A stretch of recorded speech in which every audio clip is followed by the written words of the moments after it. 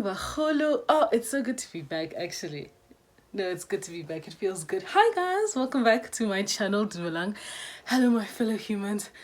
I know Babang Balona are a bit mad at me because I did not do Friday's upload. I got so preoccupied. I had to do some errands here at home, and yeah, uploads were a bit of a mess, but I'm here. I'm back. It is a Wednesday. Thank you so much for taking the time. I really do appreciate you being here. Yeah, I'm so grateful. So I'm out of breath. Okay, I'm good. But really, I really do appreciate it. I'm genuinely grateful for everybody who's liked, commented, subscribed, everybody who's shared. Thank you so much for taking the time to be here to listen to me. And yeah, thank you to all 113 of you. Welcome to the family of superstars. I'm so grateful. I really do appreciate it, really. Do you know what, now? When I be saying these things, I do not take it for granted that you really press that subscribe button, that you click the notification bell, that you did all of those things. I'm so grateful. I really do appreciate it. And thank you. Welcome, my fellow superstar. Welcome home. So, firstly, please excuse, I know I look a bit crusty. And let me tell you something. I'm in this awkward space where my hair is growing, but I don't know if I need to cut it or if I need to continue growing it. I think I might go into the braid season later on. I think maybe next year, because my hair grows relatively slow, and I'm praying for grace really for it to do the things there by my hairline. But it's in this weird phase where it's it's growing out, and I don't know what to really do with it. So alas. Thank you very much. But I hope you guys are good. So, as you would have seen by the title of today's video, we're going to get into a bit of the word. You know the vibe. So, we're going to Matthew chapter 6. And like I said, everybody who knows this side, if you know the vibes, you know very much so that I love the amplified version. But the message version, let me tell you something. I don't know what tonality is used in the message version, but it's so practical. I found it I get about sarcasm or a practicality, and it's very, very practical. So we're reading Matthew chapter 6. So bear with me, right? I'm gonna try and put it on the screen. I don't know where I'll put it, but so you can read along with me as I'm going. But Matthew chapter 6, right? Okay. And it reads, "Be especially careful when you're trying to be good, so that you don't make a performance out of it.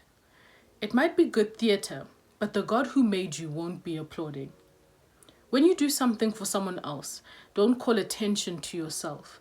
You've seen them in action, I'm sure, the play actors, I call them, treating prayer meetings and street corner alike as a stage, acting compassionate as long as someone is watching, playing to the crowds. They get applause, true, but that's all they get. When you truly help someone out, don't think about how it looks. Just do it, quiet and unobtrusively. That's the way your God, who conceived you in love, working behind the scenes, helps you out. And when you come before God, don't turn that into a theatrical production either. All these people making a regular show out of their prayers, hoping for 15 minutes of fame. Don't you think God sits in a box seat? Here's what I want you to do. Find a quiet and secluded place so you won't be tempted to role play before God. Just be there as simply and honestly as you can manage. The focus will shift from you to God, and you'll begin to sense His grace. The world is full of so-called prayer warriors who are prayer ignorant. They're full of formulas and programs and advice, peddling techniques for getting what you want from God. Don't fall for that nonsense. This is your Father you're dealing with, and He knows you better than what you need. With a God like this loving you, you can pray very simply. And then it proceeds to the prayer that you can pray, right? But I want to skip to verse 14. And it reads, "In prayer, there's a connection between what God does and what you do. You can't get forgiveness from God, for instance, without also forgiving others. If you refuse to do your part, you cut yourself off from God's part. When you practice some appetite denying discipline to better concentrate on God, don't make a production out of it. It might turn you into a small time celebrity, but it won't make you a saint. If you go into training it inwardly, act normal outwardly. Shampoo and comb your hair, brush your teeth, wash your face. God doesn't require attention-getting devices. He won't overlook what you're doing. He'll reward you well. Don't hoard treasures down here where it gets eaten by moths and corroded by rust, or worse, stolen by burglars. Stockpile treasure in heaven, where it's safe from moth and rust and burglars. It's obvious, isn't it? The place where your treasure is the place where you will most want to be and end up being. You can't worship two gods at once. Loving one God, you'll end up hating another. Adoration of one feeds contempt for the other. You can't worship God and money both. If you decide for God, living a life of God worship, it follows that you don't fuss about what's on the table at meal times or whether the clothes in your closet are in fashion. There is far more to life than the food you put in your stomach. More to your outer appearance than the clothes you hang on your body. Look at the birds, free and unfettered, not tied down to a job description, careless in the care of God. And you count far more to him than birds. If God gives such attention to the appearance of wildflowers, most of which are never even seen, don't you think he'll attend to you, take pride in you, do his best for you? What I'm trying to do here is get you to relax and not be so preoccupied with getting, so you can respond to God's giving. People who don't know God and the way he works fuss over these things, but you know both God and how he works. Steep your life in God reality, God initiative, God provisions. Don't worry about missing out. You'll find all your everyday human concerns will be met. Give your entire attention to what God is doing right now and don't get worked up about what may or may not happen tomorrow. God will deal with whatever hard things that come up when the time comes. So, that's a long passage, but that is Matthew chapter 6. After reading that, right, I was like, It just goes to show that we place our attention in this realm of existence on things that are actually frivolous. Ecclesiastes, somewhere it says the vanity of vanities. I like the person that wrote Ecclesiastes, firstly. But everything that you're focusing your attention on is actually very frivolous. I did a post this week where I denounced my use of editing tools, or any filters or anything that makes me feel like the real me needs some alteration or adjustment. Rightfully so, after reading this passage, it relates to that feeling where I kind of sort of came to the realization that the focus is off. As believers, as people in general, we're focused on things that actually don't matter. It's vanity. It's things that don't add any value to where you're going. It's things that don't add any value to your walk. And it's things that don't add any value to how you treat people. I think, I've not really, but like for a while, let me say this, give you some context. I used to wear makeup a lot in varsity. I used to lie. I love makeup. Love. Makeup is beautiful. It works for those it works for. But I have since gone makeup free for, I think, maybe a little over 2 years now. It's almost going to be 2 years. Besides false lashes, just, the stick-on ones. But even those might hit the road. But I've since realized that the only reason why I personally was wearing makeup was to feel good. Nothing wrong with that, but it's a problem when you don't feel good just by you being yourself.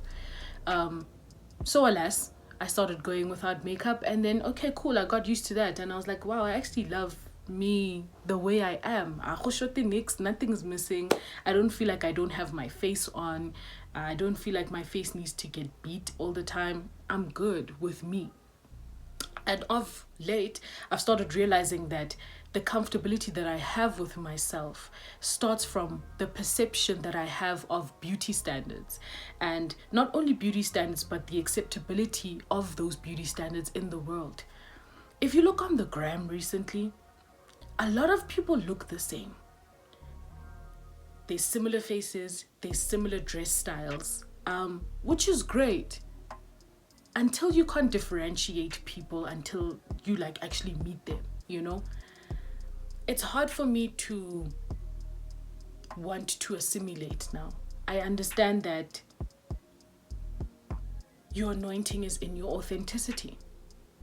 Being you, whether this has nothing to do with makeup anymore, but I'm just saying that perception and beauty standards are the reason why a lot of people are so anxious all the time, because nope, your body doesn't look like Kim K. But does that mean now you must starve yourself and go to the gym and do all of these weird stuff? Do it if the intent is correct. Yes, you want to get healthy. Fantastic. I'm with you. I'm with those vibes. I want to get healthy too. And high key, yes, I also want a flat stomach. But the question started being, why? Why do I want all of these things? Is it because I know they'll make me happy, or is it because I know society will accept me now that I have a flat stomach, now that my face is beat 24/7, now that I'm wearing the latest clothes and doing all of these things? It doesn't matter. The point is, are you being you? The point is, everything that's happening around you, are you making sure that the intent in your heart is correct? Matthew chapter 6 is pretty much just going on about the display of kindness, the display of all of these things that we do in the name of compassion and kindness in the world. But your heart posture is not correct. It's okay to fast and not let everybody know you're fasting. That's what the word says. The display, you don't have to make it known, okay, you're denying yourself pleasures. You don't have to make it known that you're giving. You don't have to make it known that you're doing something for someone. What is the intent? And it's crazy how we're very caught up in what it looks like, right? But if you strip all of those things away, what are you left with? Are you content with being yourself? Are you content with sitting with yourself? Like, have you ever said, "Uli one ware okay, yeah, no, kitlo one," and just sit and we mamelle, like we mamelle, really, just listening to yourself. So yeah, anyway, this is where I'm at, right, with Matthew chapter 6. I just thought it would be great for us to really pay attention to why we're doing the things that we're doing. On this channel, you will hear a lot about intention, because really it matters why you are doing things. Why do you like the things that you like? I ask why a lot, because really, I'm hoping that in you somewhere, when you're watching these videos, you start asking yourself these questions. Like, why am I doing the things that I'm doing, and how do they benefit me? And really, if I'm really trying to grow in this life or in this walk with Christ, there are things that you're going to have to strip yourself of. And the perceptions and those standards. And please, I know somebody's going to be out here, comment section or somewhere, out, hey, you said, hey, makeup. No, I'm saying me, this girl over here. She's done with that makeup stuff. She's done with the editing stuff. Only because I don't like now portraying the idea of perfection. It doesn't exist, and social media makes you think that it does. Perfect. So there's that. I hope you enjoyed today's video. Is it a bit of a rant? It's a bit of a rant and a tangent, but thank you so much for joining. I really do love you guys one by one. Thank you so much to all of my superstars, and let me know in the comment section what vanities are holding you back. What are you holding on to? And yeah, where's your heart posture really? Yeah, let me know how Matthew 6 is treating you in the message translation. Don't forget to like, comment, and subscribe. Share, tell your friends, bugogo, bupapa. Do you understand what I'm saying? Malume, next door, all of those people. Tell everybody to come over here to the Superstar family. And all in all, I hope you find a deep sense of self-awareness, and that you find what the true meaning of self-love is in your life. I hope that the season is kind to you and that it gets kinder. And I will see you on Friday.